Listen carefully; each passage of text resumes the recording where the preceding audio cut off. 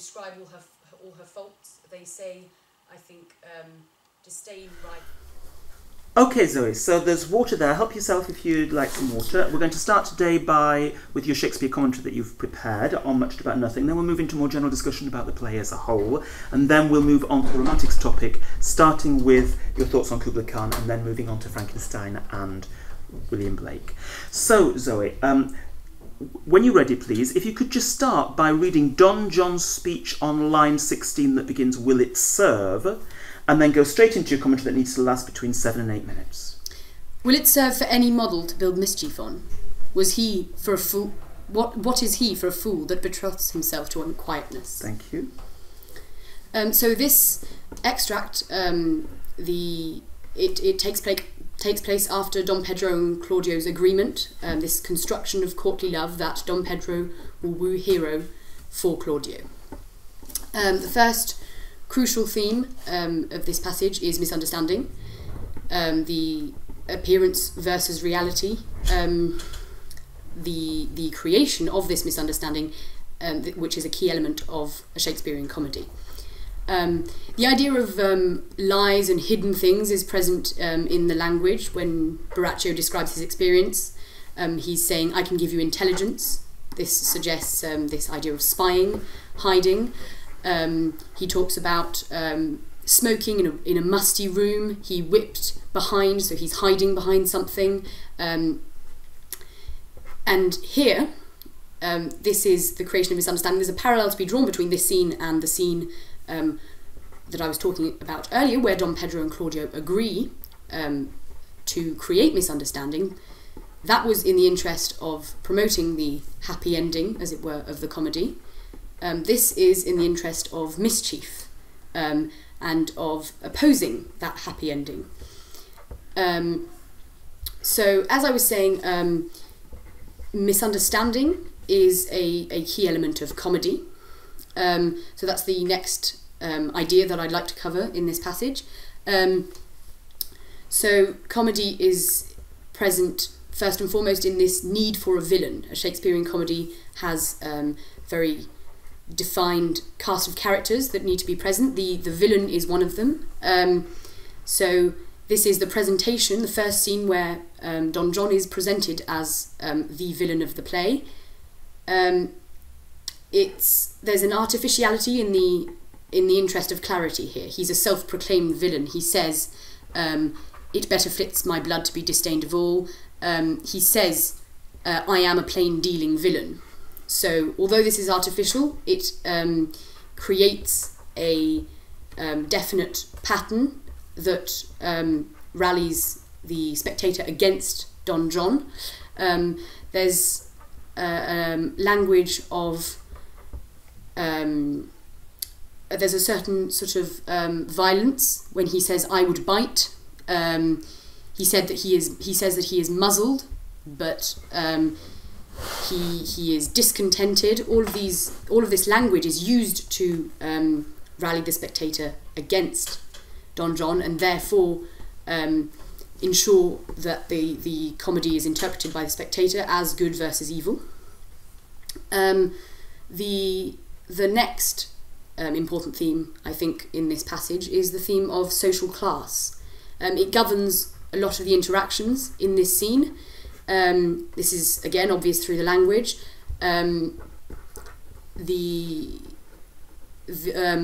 Borachio refers to Claudio as your brother's right hand. So he's defined there by his role in the court. Hero is daughter and heir of Leonato. Again, her role is defined by the class. Once I think Don Pedro is referred to as the prince rather than Don Pedro or your brother. The idea of there's also a link to be made between the themes of class and comedy, because the idea of servants spying for their masters is a recurring element in comedies. Here it's Borachio who has spied for Don John. This is a pattern that repeats itself throughout the play. The theme of class is also present in that there is a separation between Don Pedro and courtly life. This vocabulary of violence that I was talking about before, if I had my mouth I would bite, this suggests that he is not only separate from the court, but actually almost like an animal trying to attack this perfect construct of the court. He says that it better fits my blood to be disdained of all, so he does not wish to be part of this court that he is excluded from as a result of his birth. Being a bastard is the one of the sort of prime reasons for this exclusion. And this separation is also visible in that Don John seems to have no regard for love. Love is a predominant theme in this play, and yet love and the institution of marriage are described in a derogatory way by Don John. He says what fool is he when he is referring to Claudio. So the idea of marriage, of love, is foolish. He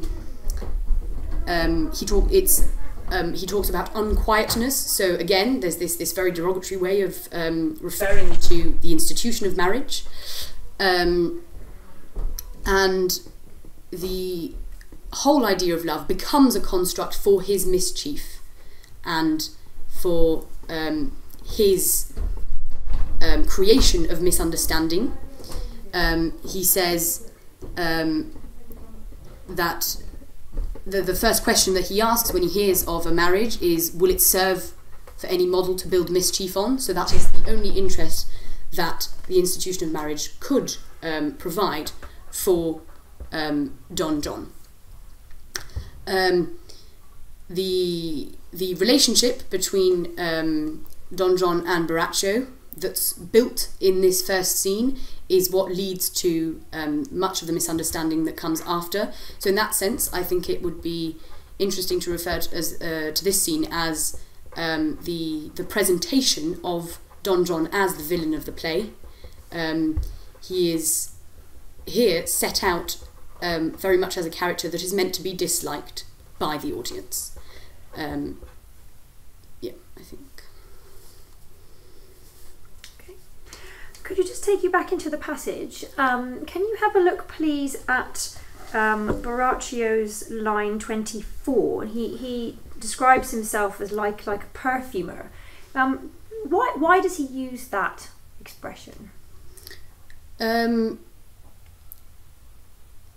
The whole scene that he's describing is him smoking in a musty room. So there's this idea of the atmosphere that he's describing, the smoke, the almost being hidden by this facade of smoke. You identified Don John as the villain of the play and very much the villain of this moment, yes. And that role is being very clearly set out for him here. What is about him that is villainous elsewhere in the play, and what image does that give us of villainy? I think the most important moment where Don John is the villain is in engineering the misunderstanding, where Claudio is convinced that Hero has been unfaithful. Mm-hmm.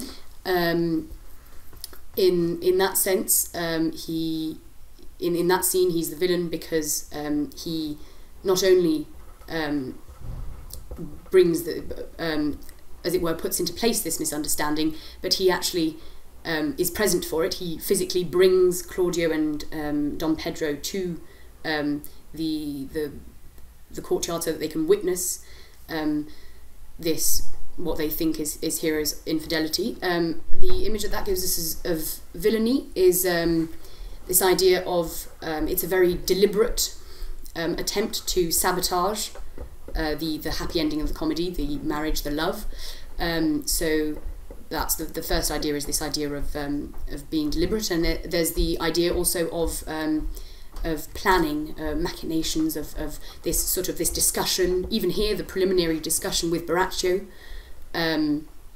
is crucial, not just to the spectator's understanding, but also to the image of Don Pedro. He's almost, and even here in the description of the dark room, it seems that villainy is something that happens away from the court.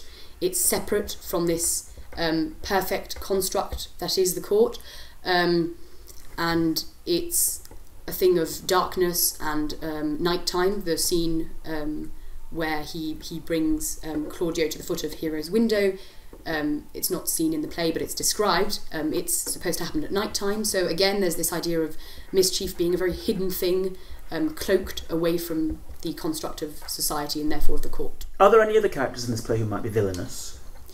I think there are to lesser extents, not in perhaps as deliberate a way, but the women, when they are so Ursula and Hero, when they build what they call a trap for Beatrice in order to trick her and make her believe that that she is loved, and that she should return that love.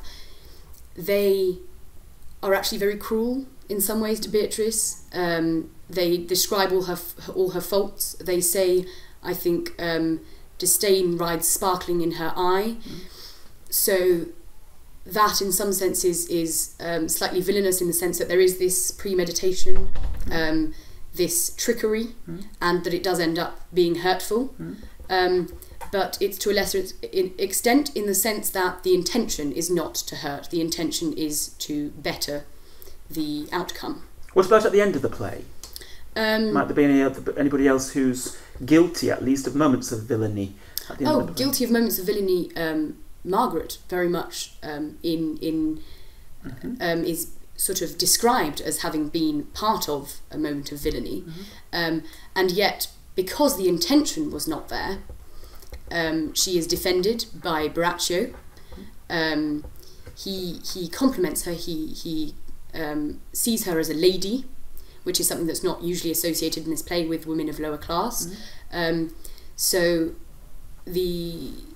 I think what we can take away from that in terms of villainy is the idea that intent is the most important thing. So those who intend to do harm are to be punished. Don John at the end of the play is going to be punished.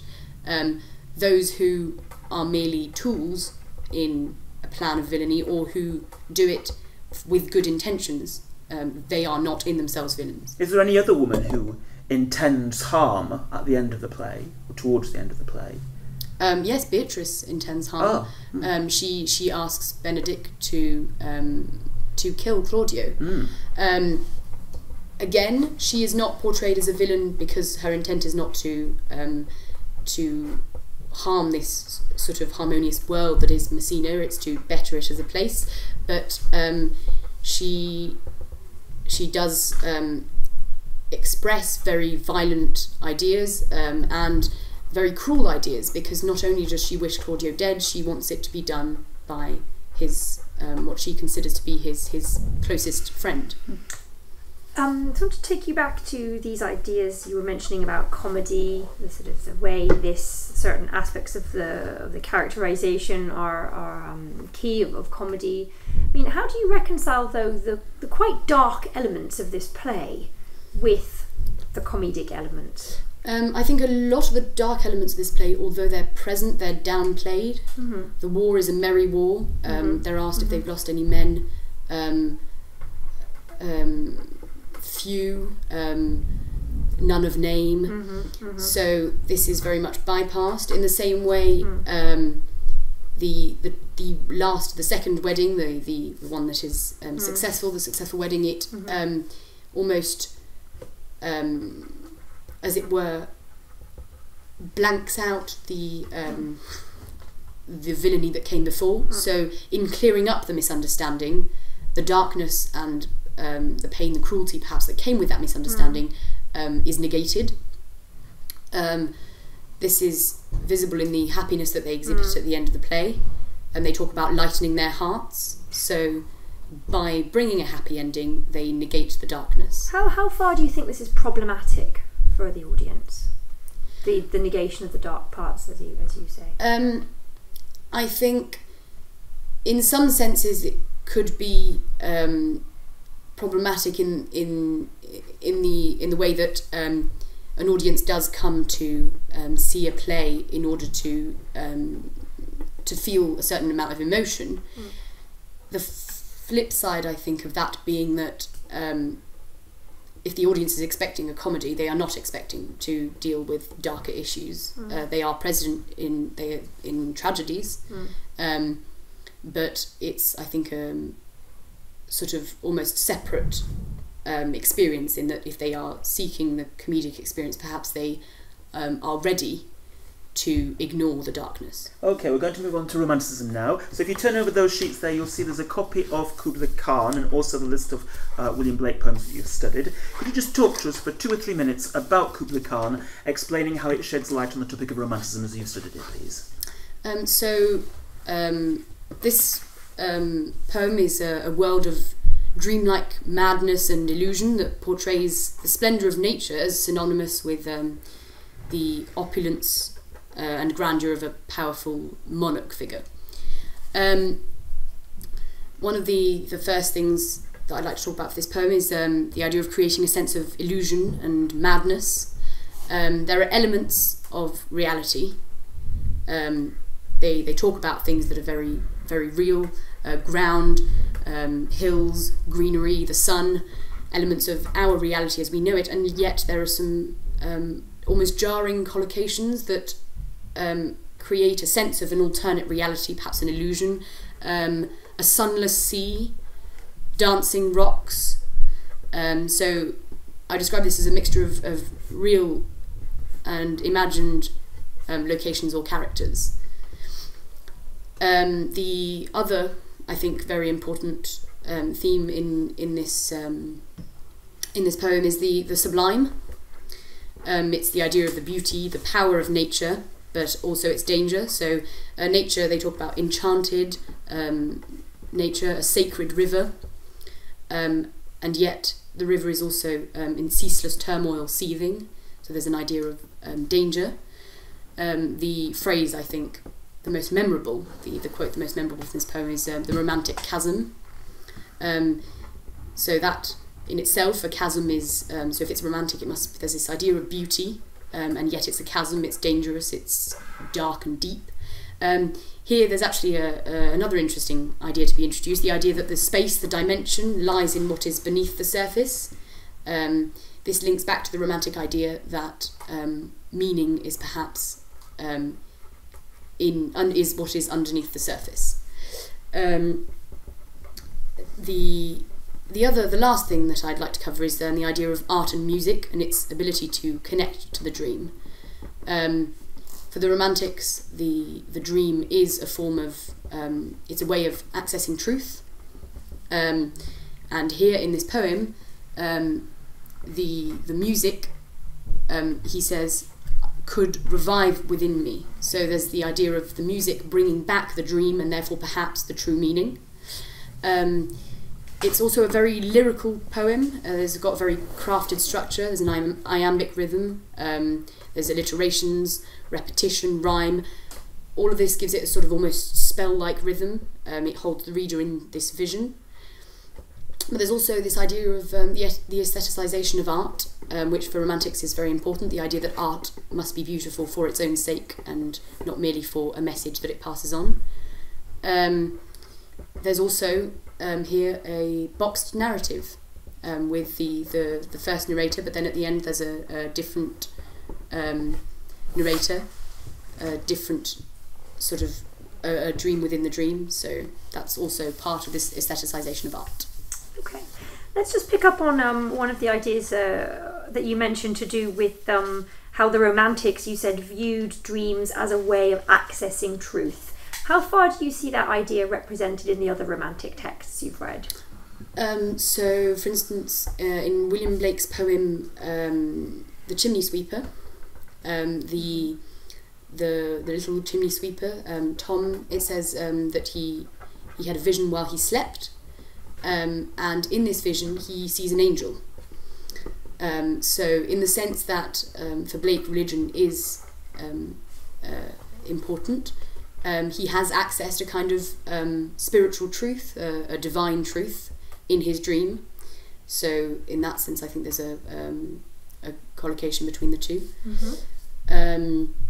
In Frankenstein, during his period of madness at the very beginning, Victor, just after he's created the monster and he has run from this horror, he says he has a dream in which Elizabeth is livid with the hue of death as a result of him having created the monster, and this is almost prophetic.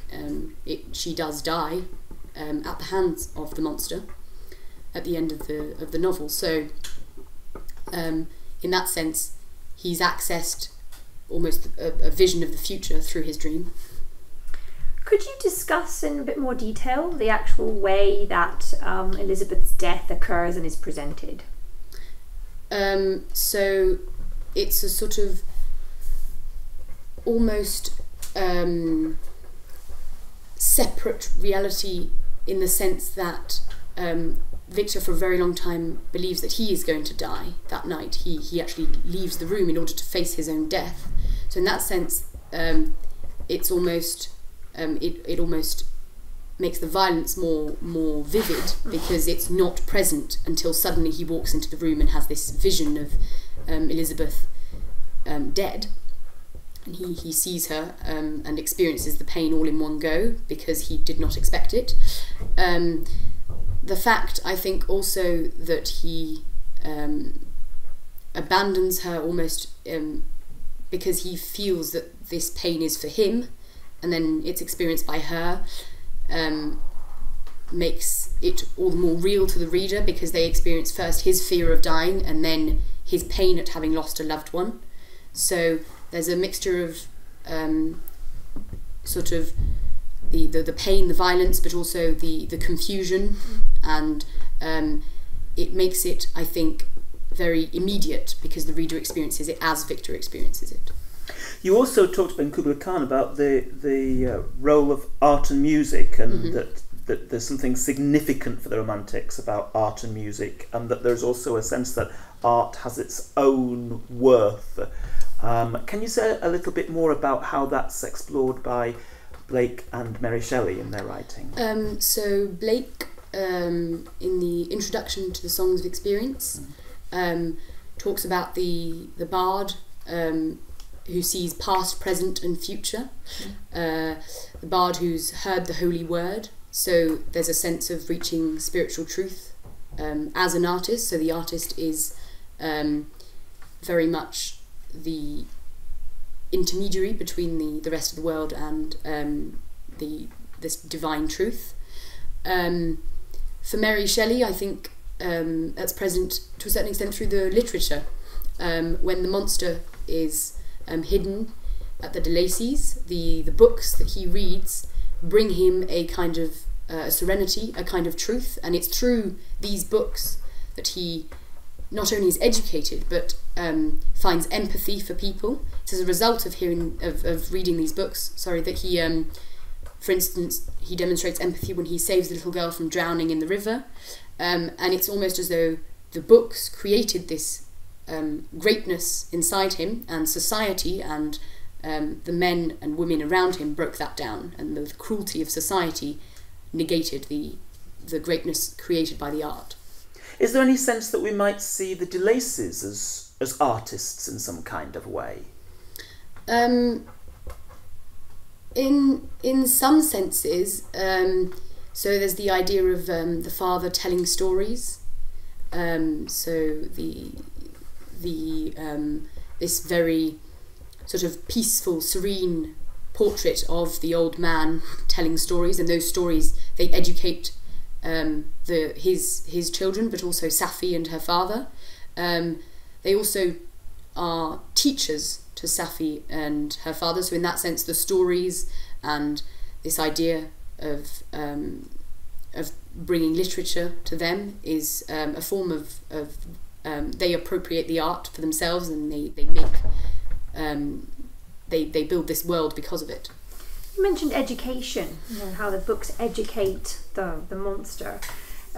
From your reading of the Romantic texts, how do you think, what was the importance of education for the Romantics? For the Romantics, it's crucial to everything that that a person becomes. In Blake, the little black boy, in the poem The Little Black Boy, the boy has a mother. He says, my mother. He repeats the phrase, my mother, she teaches him things, taught me under the oak. And the result is that he reaches divinity. He sits on God's knee. And not only does he do that, he brings the little English boy to God. Quite the contrary, the chimney sweeper has had no education from his parents. My mother died, my father sold me. And the result is the expression of great pain, of torment. I think the most memorable quote is, cry, weep, weep, weep. So the idea that lack of parental guidance and this crucial phase of childhood that is education leads to a great deal of pain. Where's you said there's pain there. How's that pain expressed? What is there about the way that poem's written that makes you feel the pain of the chimney sweep? The idea of the repetition of weep is very much the expression of a child's pain. That is how children express pain. There's also the idea that this pain is almost part of the daily routine. His routine is to sweep. The idea of the rhyming between weep and sweep, this creates this cycle of eternal pain, as though there is no escaping this, it is the routine. Okay. What about education in Frankenstein? So education is also a very, very important aspect of upbringing for Shelley. Victor Frankenstein's upbringing is what creates a person who is at first presented in a very positive way. He before the interference of this science that almost breaks him and that he takes too far, he is a curious person. He's travelling, which is also something that's seen as in a very positive light by the Romantics, and he, in that sense, becomes a great person as a result of his education. His parents, his mother, but also at first university. When he leaves his home, it's actually his father's idea, so the parents are pushing him towards this education, and it is in fact the science that breaks that. The education is also extremely important for the monster, as I was talking about earlier. He is at first very violent, and as a result of his education with the de Lacys, he is not, when the scene where he runs away from Frankenstein is very much a picture of horror and this wild creature, and as a result of his education becomes almost more human than Victor Frankenstein himself. You say that science breaks Victor Frankenstein. I mean, do you think that the Romantics generally viewed science as a negative force? Yes, I think the idea of the age of reason and of science as the ultimate truth is very criticised by the Romantics. In the poem The Tiger, the symmetry, so this representation of geometry, mathematics, science, is fearful. So although it's not all negative in the sense that the tiger is also a very glorious figure, it is dangerous. So it presents this danger that that in Shelley's novel that Victor is not conscious of, and that is why the horror ensues. And I think the idea of the skepticism of science is one of the most sort of poignant themes in Frankenstein, in the sense that the monster does bring enormous amounts of pain, devastation to not only Victor Frankenstein's life, but the life of his whole family. So this idea that science has overtaken him and in letting it, he creates pain, suffering, and the death of Justine Clerval. What's Justine's role in that novel? So she, in some senses, translates a certain skepticism of religion. That, I think, is one of the sort of key features of her person. She's not enormously present until her death, and her death is she shows this blind faith in the institution of the church, and she says that she confesses, she hopes to obtain absolution by having confessed, and yet she dies. She says, "I have faith that God will save me." She dies. The institution of the church is also criticised in that the priest to whom she confesses is said to be he is said to have tortured her mentally with his questioning. I think Shelley actually uses the word torture when referring to this confession and this mental process. In Blake, I think this theme is also present. In London, there's a blackening church, so the institution of the church is criticised, and I think that is one of Justine's sort of main roles. Thank you, Zoe. That's the end of your role. Thank you.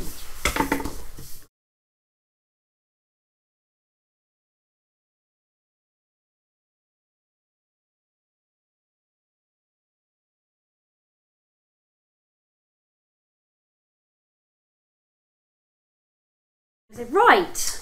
Well, she was clearly a very good candidate. There was lots that was very valid. There was nothing that she said was wrong. Very good quotation, I thought. There was quite a lot of quotation. Strong focus on genre as well in the Shakespeare. Absolutely, that was good. Absolutely, and that was quite well sustained. She knew all texts reasonably well. I thought the knowledge was solid. It was. Definitely. And some sophisticated ideas. I mean, in the commentary on Kubla Khan, yes, that was probably the best part of the oral, wasn't it? Good. The commentary. There was some attention to language and detail in that. To narrative. I think if we start, should we look at key point 17? Yeah, I think key point 17 is good. So consistently good familiarity with the text, yes, definitely. Ability to argue and demonstrate, definitely. Yes, she answered all our questions. Sustaining the argument. There is a minimum of gratuitous narration. Well, there was quite a bit of summing up of the story, wasn't there? Contextualisation of the passage as well. There was quite a bit of narration around Ursula, Hero, Margaret. There was a it's particularly on the Shakespeare, wasn't it? She also said as well, I wasn't quite sure what she meant when she talked about at first the monster is violent, and it's only when he starts reading that he becomes non-violent. And I thought that was a slight actual misrepresentation of the book. When he's born, he's not violent. No, then he becomes violent again as well. But she didn't after really, the reading, it wasn't very clear actually talking about the transformation in the monster. I felt the Shakespeare commentary, although it was generally full. I mean, there were aspects she didn't even mention. We had to pull her back into the text. Yes. And her answer was slightly vague. Yes. Now you see, on a key point 20, it says the commentary is very full and possibly even comprehensive. And the fact that she didn't do that. Yes, it's true. The fact that she didn't do that. The fact that the chosen structure is successful, and I didn't feel that she had, a very set structure of this commentary either. No. So, I think she's a key point 17. Is there enough to take her up to an 18? I mean, her demonstration, I thought, was key point 20. Her level of vocabulary, her expressive use of English. Yes. But I mean, it's the content, is the sense there that no time wasted on trivial or unproductive details. That's not. I mean, I think we could definitely look at 18, so 18. though. 18 agreed. 18. Okay. Yep, 18.